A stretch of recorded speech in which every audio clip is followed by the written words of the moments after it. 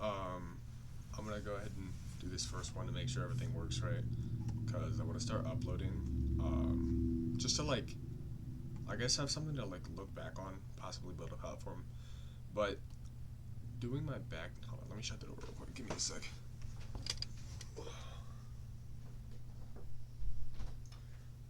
I guess more as like functional trading journal, something I can watch and grow with. But I'm on the 5 minute candle or time frame. I'm doing my bad testing for the week. I strictly use the 2022 mentorship model for my ICT. So here's that. This is, we had a lot of high folder news, so really didn't do a lot, but you can see here, London had a very tight session, which normally means there's going to be a really expensive range in the New York session. You can see that here. This is, let me check. Thursday, yeah. PCE and unemployment records both are really high event newses. So I wasn't trading in this. I think I have my executions on. Don't know if you can see them though. Hold up. Oh shit, do I have another browser? Yeah, I do. Fuck it, we'll close that. Alright. Yeah, I just got my funded, like started trading on it. Today was actually my first trading day. I lost 100 on it today, which kind of sucks, but oh well. Where was I? Oh yeah, Thursday. Alright, so we have previous liquidity way over here. This is a lot of resting buy stops. You have a lot of buy side liquidity here in these two zones. So when the market takes out this, you want it to take out both sides, buy side liquidity and sell side liquidity. And what that means is, first you really want to see it take out buy side, and then sweep erratically downward with like less candles is better. As you can see, you have very little. You have two major red candles that make up the body of the fair value gap, and then we take out sell stops here and here, just to highlight it. Here is like, I guess, the most prominent one. You want to see it take out sell stops, but preferably more important sell stops, if that makes sense. So we had resting highs here for 2 days, here, day and a half. So these are more prominent highs. And then you have the body of the fair value gap. I really shouldn't have to explain that, or else you should be watching this video. But fair value gaps for me are only valid really when you have this sweep of liquidity and a break-up market structure. So we have a higher high, lower low here, and then also a lower high. And then you can enter how you want. For me, I've done both ways, doing the 50% of the fair value gap, which is just set up your fib retracement to 1.5 and 0, and it'll show you the middle of the range. That is a little less risky, but you might have some trades where it just wicks up by a tick and you won't get in. So really it depends on how I'm feeling. If I've had a worse day with trading, a lot of the times I'm not trading if I lose a trade or two, but if I want to decrease my risk as much as possible, I'll generally use the 50%, the equilibrium. But you can also just set it to a tick, like set your buy, or your I guess sell limit just a little bit above this. So if this is what, 180.15, you could set it 180.15 and a quarter. So as you can see, the bodies of the candle respect this really well. We had one break out slightly above it, but all the others closed below it, even though it wicked above it. And then you can set your fib retracement again. I use this to predict moves. I also got that from ICT. And really it just sets your take profits on where you should take profits at. We had a huge imbalance in this zone, but let me go ahead and set up my risk reward, clear out the charts real quick. Hold on. Go ahead and I'll put this back in just so you see it better. But I don't think I took this. This is more just back testing in a sense. But set your stops above to the closest low. You could also put it above here if you want to increase the safety of your trade. It's always better to have on less contracts, less size, less leverage, and go for consistency because that'll build over time. And then normally I'll set it to like a 2RR, which works in this case. Hits it, wicks below it. Let me also check. You could base it off of this. I've also done this before. The equilibrium of the fair value gap. Pretty similar. And again, you can set your stops and everything to however you like. 1.8 risk to reward. This is, let's see, what is that, 99 handles? Yeah, almost 100 handles. So with one contract, that's what it made you about $200. You would have risked 110, which isn't a bad trade. Again, we can go on to a lower time frame. Let me see, Thursday 10:15. Let's go to the 1 minute. And try to refine your stop placement even closer.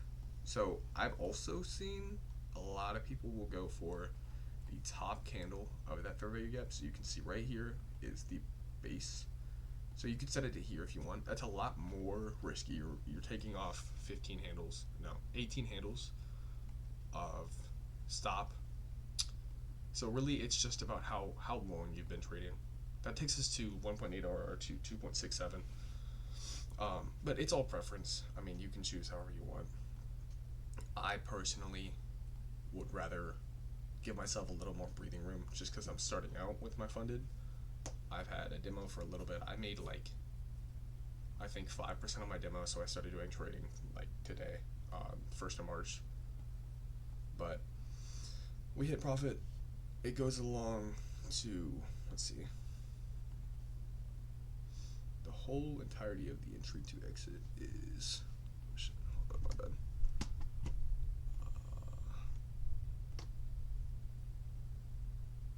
Come on.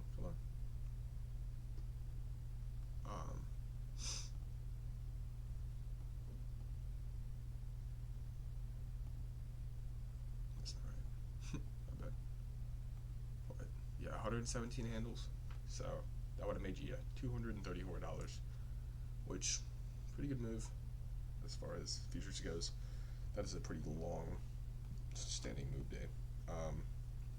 And then we also have Friday. I had one trade.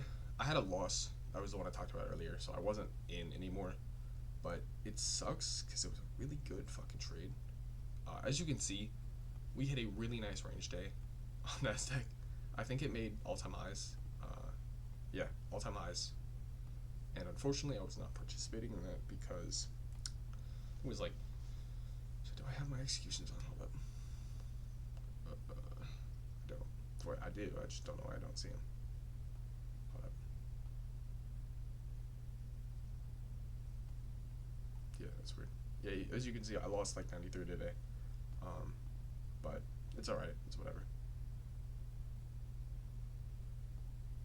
I don't really know if you guys can get anything out of this. Hold up. Not really worried about it. I don't think I'll get any viewers. But yeah. Let me see if I can find that. I know it's in the 1 minute. That's really what I'm watching when I'm live. But alright, I see it. So again, sweep of lows here. And then we go into a sweep of highs. We sweep out everything here. I think there was just the 9:30 opening that really moved everything. And then you have 10 a.m. news. Preferably don't want to be in at 10 a.m. just because super high risk.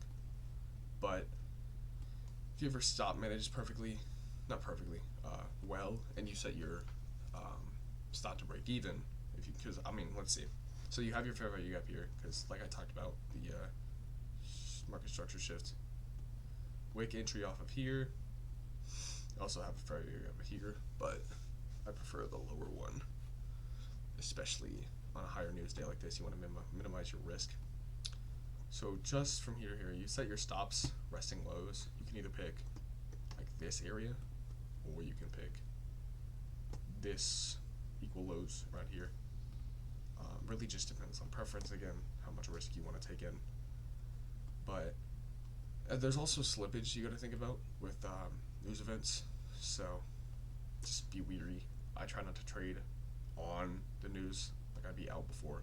But let's set it to the higher one just because that's probably what I would have done. And then take the last high. Set it to a low. Too high. Nope, that's the wrong one. Move predictor. I mean, again, this is nothing more than just ICT bit values. So, as you can see, just looking at it, it respects the fib pretty well. I think that's to the tick, if I'm not wrong. 144, yeah.